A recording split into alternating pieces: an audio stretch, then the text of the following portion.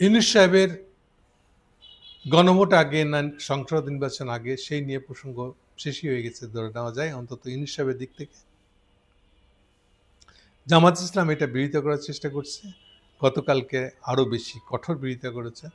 Even কি কেন Khalilur Rahman India গেছে বা যায়নি এখনো, ইন্ডিয়া যাবে শুনি এই 19 তারিখে। তো 19 তারিখে উনি কেন যাবেন সেটা পাবলিকলি প্রকাশ করতে হবে, এই ধরনের দাবি জানিয়েছেন। এরকম অনেক কিছু দাবি জানিয়েছেন এবং এগুলো সব দাবির পিছনে খুবই শক্ত ভয়েসে কথাগুলো বলছেন। অর্থাৎ প্রথম দিনে যেমন উনি আহ্বান জানিয়েছিলেন যে ইউনূস সাহেব যেন ইলেকশন ডেট আর গণভোটের দিন আলাদা আলাদা করেন, সেই জন্য উনি আহ্বান জানিয়েছিলেন। গতকালকের এটা ঠিক আহ্বান ছিল না, গতকালটা রীতিমতন দাবি এবং ষড়যন্ত্র হিসেবে এটাকে মনে করেছিল। এটা হলো জামাত ইসলামের অবস্থা। কিন্তু অ্যাকচুয়ালি আজকের প্রসঙ্গ, এখনকার প্রসঙ্গ যেটা নিয়ে সেটা হলো এনসিপি। এক কথায় বলতে গেলে এই পুরো ঘটনার ভিতর দিয়ে যদি আমরা 5ই আগস্ট থেকে ধরি এখন পর্যন্ত বা 8ই আগস্ট থেকে এখন পর্যন্ত, তাহলে বারবার এনসিপি প্রমাণ করেছে নিজেদেরকে। রাজনীতির রাজনীতির তাদের কাছে স্পষ্ট না, এমন একটা দল তারা। যা কিছু বলে এটা কোথাও থেকে তারা মুখস্থ করে আসছে, মুখস্থ করে এসে বলে, ফলে প্রায়ই আগের কথার সাথে পরের কথা কোনো মিল থাকে না, সামঞ্জস্য থাকে না। সামঞ্জস্য থাকে না যে এটাও তারা বুঝে উঠতে পারে না। যেমন অরিজিনাল এনসিপির পজিশন যেটা ফেব্রুয়ারি মাস থেকে যে ধরি আমরা, যখন থেকে ঐক্যমত্য কমিশন হ্যান তৈরি হচ্ছে, তারও আগে এনসিপি তৈরি হয়ে গেছে। কিন্তু সবসময় এনসিপি বলে আসছে নতুন কনস্টিটিউশন লাগবে, আকার ইঙ্গিতে ইনে বিনে বলছে, কিন্তু কি কথা বলে এই জিনিসটা পেশ করতে হবে এটা তারা করে নাই।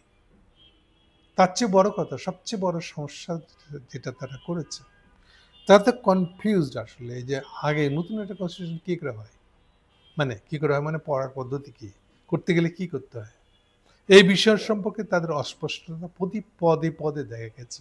যেমন যারা নতুন কনস্টিটিউশন করে বিপ্লবের পরে, তারা সেই কথাটা প্রথম দিন থেকে বলতে শুরু করে। কবে প্রথম থেকে? অলমোস্ট 8ই আগস্ট থেকে, পারলে তারও আগে। এনসিপি বা যারা এনসিপি করেছে, তারা যখন বৈষম্য বিরোধী ছাত্র আন্দোলন ছিল, তখনও কখনো রাজনৈতিক বিষয়াদি নিয়ে কি করতে হবে, ভবিষ্যতে কি হবে, এগুলো নিয়ে তাদের কোনো স্পষ্ট বক্তব্য ধারণা ছিল আমরা দেখিনি। প্রায় তার একটা কথা বলতো, নয়া বন্দোবস্ত টাইপের। বোঝা যেত এই বন্দোবস্ত শব্দটা কোথাও থেকে মুখস্থ করে আসছে তারা। কি এটা বলে কি বুঝাতে যাচ্ছে, দে ডোন্ট নো। তাদের কিছু আসে যায় না যে এটা বুঝে বলাটা জরুরি কিনা। কিছু শব্দ শিখে এসে তারা আওড়াইতো, এবং ঠিক সেই জিনিসটাই তারা কন্টিনিউ করেছে 8ই আগস্টের পর থেকে। কখনই তারা বলছে না যে কনস্টিটিউশনাল অ্যাসেম্বলি ডাকতে হবে, নতুন কনস্টিটিউশন ছাড়া কিছু হবে না, স্পষ্ট করে বলা এবং শক্ত করে বলা। এটা তারা করতে পারে নাই। অনেকটা আচ্ছা ঠিক আছে, যখন দাবি টাবি তোলা হবে তখন আমরা এটা বলবো। আর যেমন ধরেন এই কথাটা বলতেছি, তার ইউনূস সাহেবের এই ঐক্যমত্য কমিশন অ্যাক্টিভিটি শুরু হয়ে যাচ্ছে ফেব্রুয়ারিতে, তো বড় রকম শুরু হয়ে গেছে। ম্যাটার করে যেটা, সেই অর্থে এটা ফেব্রুয়ারি থেকে শুরু হয়ে গেছে। তাহলে ফেব্রুয়ারি কত দূর? ফেব্রুয়ারি হচ্ছে আগস্ট থেকে, আগস্ট মানে 8 নম্বর মাস, 8, 9, 10, 11, 12, 5 মাস হয়ে গেছে, প্লাস আরো 2 মাস, 7 মাস। আচ্ছা যদি 6 মাসও ধরি, আর ইউনূসের ক্ষমতা নেওয়ার 6 মাস পার হয়ে যাওয়ার পরেও তারা এই দাবিটা প্রদান করতে পারে নাই যে তারা কনস্টিটিউশন অ্যাসেম্বলি চায়, বাংলাদেশ একটা নতুন কনস্টিটিউশন চায়, এইটা তারা প্রধান দাবি করতে পারে নাই। তারা নিজেরাই শক্ত না থাকলে যেটা হবে, তাদের মূল দাবি কোনটা, 1 নম্বর দাবি কোনটা, সেইটা তারা প্রকাশ করতে পারে নাই। ফলে যখন কনস্টিটিউশন শুরু হয়ে যাচ্ছে, তখন এটাকে তো আলী রিয়াজ সাহেব যেদিকে খুশি সেদিকে নিয়ে যাচ্ছে, আর ওনাদেরকে তার পিছনে পিছনে ছুটতে হচ্ছে। এরা অলওয়েজ অন্যের ইচ্ছায়, অন্যের এজেন্ডায় বাস্তবায়ক হিসেবে কাজ করছে। নিজেদের এজেন্ডা কি এই সম্পর্কে তাদের কখনো স্পষ্ট কোনো বক্তব্য ছিল না। এটা হচ্ছে তাদের উইকনেসের 1 নম্বর প্রবলেম। অন্য ভাষায় বললে তারা যদি রাজনীতি সম্পর্কে খুব অ্যাওয়ার, খুব পরিষ্কার ধারণা রাখতো, তাহলে তারা শুরুর দিন থেকে এই কথা বলতো নতুন কনস্টিটিউশন করতে হবে। নতুন কনস্টিটিউশনের কথাটা জোরদার হচ্ছে কখন? জোরদার করার জন্য তাদেরকে ৩২ নম্বর ভাঙার একটা প্রোগ্রামে যেতে হচ্ছে। ভেঙে আসার পরে এবার এটা আস্তে আস্তে ওরা জোরদার করতেছে, but it is too late. এত পিছনের পটভূমি দিলাম আমি কেন? কারণ এই প্রথম গতকালকে এনসিপির দিক থেকে ইউনূসের বক্তৃতার পরে রিয়াকশন, ফর্মাল রিয়াকশন আমরা দেখতে পেয়েছি গতকালকে। সেখানে ওরা বলছে, অদ্ভুত অদ্ভুত ল্যাঙ্গুয়েজ ইউজ করছে, দড়ি মাছে নাচি পানি টাইপের। সরকার জুলাই জাতীয় সনদের আইনি ভিত্তি দিয়েছে, এখানে দরদ দেখিয়েছে কিন্তু কোনো দায় দেখায়নি। কোনটা দরদ, কোনটাকে দায় মিন করছে আমরা জানি না, ঠিক অনুমানিত করতে পারি, বাট এই ল্যাঙ্গুয়েজগুলো খুব কমিউনিকেটিং ল্যাঙ্গুয়েজ আমার কাছে মনে হয় নাই। বিএনপিকে 1 চামচ দিয়েছে, জামাতকে 1 চামচ দিয়েছে, মানে হলো এনসিপিকে কিছুই দেয় নাই, তাই বলছে, কিন্তু জনগণের প্লেটে ওটা খালি থেকে গেছে।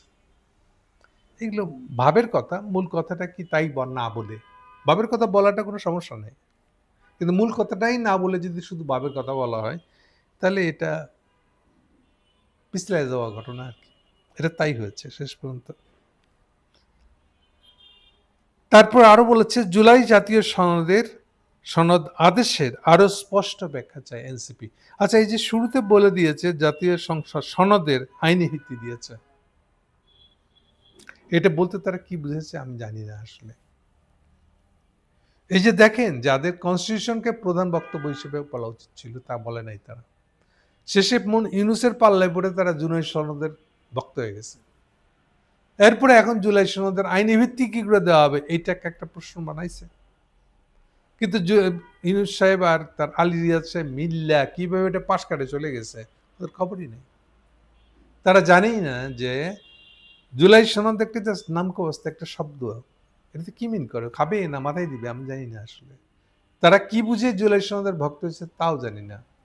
সবচেয়ে বড় কথা, তারা জুলাই সনদে স্বাক্ষর করে নাই, ঠিক আছে, ভালো কাজ করেছে, কিন্তু কেন স্বাক্ষর করা নাই, করা আর না করার মধ্যে ফারাক হয়েছে কি, এই সম্পর্কে তারা কোনো ব্যাখ্যা দেয় না।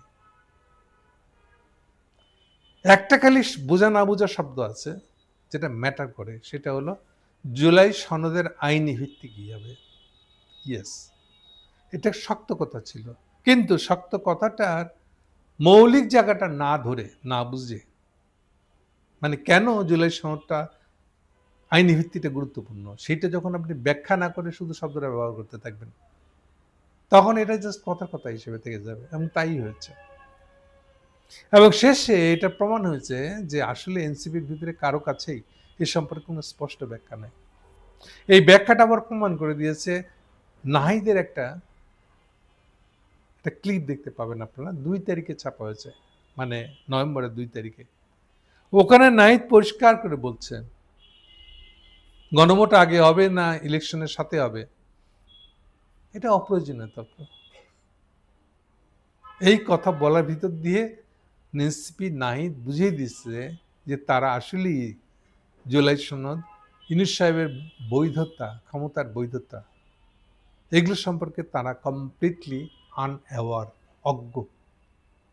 তারা জানেই না যে ইউনূস সাহেবেরই ক্ষমতার বৈধতা নাই, এবং বিএনপি চাচ্ছে ওনাকে ক্ষমতার বৈধতা না দিয়ে ঠেলে আগে সংসদ ইলেকশনটা করায় নিতে, এবং সেইটাই বিএনপি সাকসেসফুলি করায় নিল। অথচ এনসিপি এ সম্পর্কে বেখবর, জানে না সে, এবং এত বড় একটা কথা বলে বসতেছে যে এটা অপ্রয়োজনীয় তর্ক, অযথা। কবে গণভোট হবে এটাও খুব গুরুত্বপূর্ণ না, আগে হইতে পারে পরে হইতে পারে, ব্যাপার না, একসাথে হইতে পারে। এই কথা দিয়ে বোঝা যাচ্ছে যে এনসিপির ভিতরে কোনো আন্ডারস্ট্যান্ডিং নাই, রাজনীতির রও নাই। বাট অভিযোগ আছে, বারবারে ক্লেম আছে আমরাই গণ-অভ্যুত্থানকারী, মানে আমাদেরকে আরো গুরুত্ব দেখ, এটাই বড় জোর চাওয়া এখানে। কিন্তু আপনাদেরকে কেন বেশি গুরুত্ব দিতে হবে আরো, এ সম্পর্কে তারা নিজেরাই নিজেদেরকে পরিষ্কার করতে পারে নাই। ওই যে অরাজনৈতিক থেকে গেলে যে প্রবলেমটা হয়, একটা কনস্টিটিউশন কি করে গড়ে উঠে, কনস্টিটিউশন অ্যাসেম্বলির ভিতর দিয়ে কি করে গড়ে উঠে, আর পাশাপাশি সংসদ নিয়ে দাবি এনে মানুষজন আউলে দিতে চাইবে এই ধারণাটাকে। সেটা কি করে পরিষ্কার রাখতে হয়? জাতীয় সংসদ আর নতুন কনস্টিটিউশন যে আলাদা জিনিস, এটা তো পরিষ্কার রাখতে হবে তাদেরকে, এবং এই কৌশলটা জানা থাকতে হবে। যখন বিএনপি বারে বারে জাতীয় সংসদের দাবি তুলবে, ওটাকে কি বলে ওরা ঠেকাবে? এইসব প্রসঙ্গগুলো সম্পর্কে হোল এনসিপির প্রতিটা সদস্য একেবারে আনাড়ি, কোনো তাদের অভিজ্ঞতা নেই সম্পর্কে। আমি যতটুকু জানি, তারা জুলাই অভ্যুত্থানের আগে থাকতে যাদের আন্ডারে থেকে নিজেরা পড়াশোনা করেছে, রাজনীতি বুঝছে বলে মনে করতো, সমস্যাটা ওখানেই আসলে। আর এরা তো সবাই আবার এক্স গণ অধিকার পরিষদ করে আসলো। গণ অধিকার পরিষদ নিজেই তো একটা অরাজনৈতিক, এটা কখনোই রাজনৈতিক সংগঠন হয় নাই। এটা হয়েছে অনেকটা, ঠিক আছে আমরা বিসিএস চাকরি চেয়ে পারলাম না, তো এখন আমাদের সমাজে বেঁচে থাকতে হবে, তো একটা দোকান খুলি রাজনৈতিক দলের, এটা করে এখান থেকে আয় ইনকাম দিয়ে আমাদের সমাজ চলবে, এই ধরনের একটা দল ছিল গণ অধিকার পরিষদ। তো সেখানে অংশ নেওয়া যারা পরে প্রমিনেন্ট হয়ে যায়, তারাই তো এনসিপি আসলে। ফলে এরা কখনোই রাজনীতি জিনিসটা কি, কনস্টিটিউশন কি, এ সম্পর্কে যে খুব ওয়াকেবল এমন না। এর ফাঁকে এবার ওই আমাদের রাষ্ট্র সংস্কার আন্দোলন বলে আর একটা জোট আছে, ওদের ইনফ্লুয়েন্স, ওদের শব্দাবলী, এগুলোও তারা সময় ব্যবহার করে ফেলছে। ফলে এটা কোথায় কি কাজে লাগে, এটা এই সম্পর্কে তারা আনঅ্যাওয়ার হিসেবে থেকে গেছে। ফলে যেমন বলে যে মৌলিক সংস্কার, একটা মুখস্থ শব্দ তাদের আছে, রাষ্ট্রের মৌলিক সংস্কার করতে হবে। রাষ্ট্রের মৌলিক সংস্কার মানে কি, এটা বলে কি বুঝাইতে চায়? কখনোই তারা এটা নিয়ে পরিষ্কার কোনো বক্তব্য দিতে পারে নাই। মৌলিক সংস্কার মানে কি, কনস্টিটিউশন বুঝেছে? তাহলে রাষ্ট্রের মৌলিক সংস্কার কি করলে হবে? এগুলো পরিষ্কার কখনোই তাদের নাই। ফলে এখন এই ধরনের কথা তারা বলছে, এবং যেমন বলতেছে ৭২-এর যে ফ্যাসিবাদী সংবিধান, সেই সাংবিধানিক কাঠামোকে পরিবর্তন করে জনগণের একটা কাঠামো নিয়ে আসতে হবে। এখানে কাঠামো শব্দের অর্থ কি? আগেরটা সাংবিধানিক কাঠামো, ওটা ফ্যাসিবাদী ছিল। কি জন্য এটা ফ্যাসিবাদী বলা হচ্ছে? হাসিনার ছিল সেই জন্য, নাকি কনস্টিটিউশনের ভিতরে কিছু একটা ছিল যেটা ফ্যাসিবাদী? পরিষ্কার না। এই যে এখন বলতেছে জনগণের পক্ষের একটা কাঠামো, কি হলে জনগণের পক্ষের কাঠামো হবে? না, এখন ব্যাখ্যা নেই। তাহলে সবসময় এই যে অস্পষ্টতা, এই অস্পষ্টতার জন্যই নিজের পায়ে কুড়াল মারছে আসলে এনসিপি নাহিদ। যখন বলতেছে যে গণভোট আগে হবে না পরে হবে, কিছু জানা, ওর খবরই নাই যে ইউনূস সাহেব যদি নিজের বৈধতা না আনতে পারে, তা সবার আগে তো সে ব্ল্যাকমেইল হবে বিএনপির হাতে। এটা নিয়ে এনসিপির কিছু করণীয় নাই যেন, এনসিপির কাছে এটা কোনো ইস্যু না। সে উল্টা এই বক্তৃতাটায়, যদিও সেখানে নাহিদ ছিল না, বাকি সবাই ছিল, আক্তারও ছিল, সেখানে পুরো অভিযোগটা তারা দিচ্ছে আসলে জামাত ইসলামের বিরুদ্ধে। এ তো অপ্রয়োজনীয়। বক্তৃতা তো ইউনূস দিছে, জামাত তো দেয় নাই। জামাত ঠেলে গুতায় হইলো, গতকালকের থেকে আবার এটা কমপ্লিটলি বিরোধিতার জায়গায় চলে গেছে অন্তত। তো তাহলে জামাত সেই অর্থে তার অ্যালি হতে পারত, বন্ধু হতে পারত ইউনূস সাহেবের বক্তৃতার বিরোধিতা অর্থে, কিন্তু তা নেয় নাই তো। ইউনূস সাহেবের বক্তৃতার বিরুদ্ধে তাদের বক্তব্য ভিতরে গতকালকে তারা পরিপূর্ণভাবে আননেসেসারি জামাত ইসলামকে কোপাইতে গেছে। জামাত ইসলামের ভুল কি ওটা দেখাইতে গেছে, আজিব। জামাত ইসলাম না ইসলামী দল, খারাপেরা, এটা বলে যেন একটা সিম্প্যাথি, এটা বলে যে সব সিম্প্যাথিগুলো পাওয়া যায় প্রগতিশীলদের, ওটা তাদের কাম্য।